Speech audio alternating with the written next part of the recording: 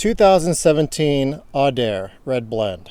This is the fan favorite. This is the wine that sells out the quickest, not just because of the low production, which is usually 1 to 200 cases of wine a year total production, but also because the label glows in the dark. A lot of the younger generation loves that little extra feature, and although we are outside during the daytime, if you were to do that at nighttime, it would really pop. So this is a blend that changes every year. Some years it's more Merlot dominant, other years it's Cabernet dominant. In 2017 it was Cabernet dominant with 42% Cab, 24% Merlot, 22% Petit Verdot, 1% Malbec, and 1% Cabernet Franc. And if you are unfamiliar with Hertelendy Vineyards and what we do, we specialize in mountain fruit, specifically volcanic terroir. So this is Howell Mountain, Pritchard Hill, and Atlas Peak fruit.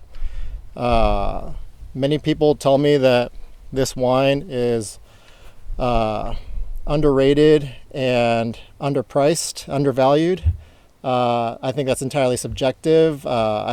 Even though I would agree, I definitely want to keep this price point where it's at as a great introduction to Hertelendy Vineyards. This is my entry-level wine, and as you can taste it for yourselves, it is not too shabby, to say the least. Barrel aged for 23 months in French and Hungarian Oak. It gives you that long-lasting finish, that very distinct style, and I think it's just a gorgeous expression.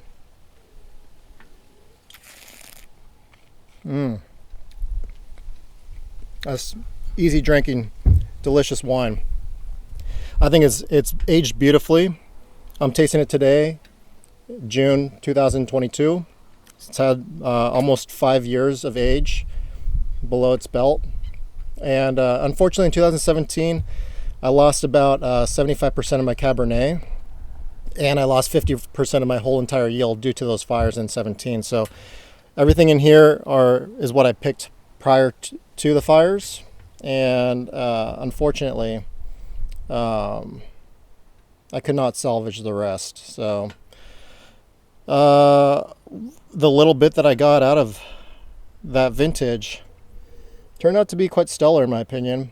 I think it's a vintage that I think got a bad rep because of the fires, but I think it will age gracefully and require less time for the wines to shine than some of the other vintages that get more attention, such as 2016. I think 16 was a phenomenal vintage, but you might have to lay that vintage down for a longer period of time.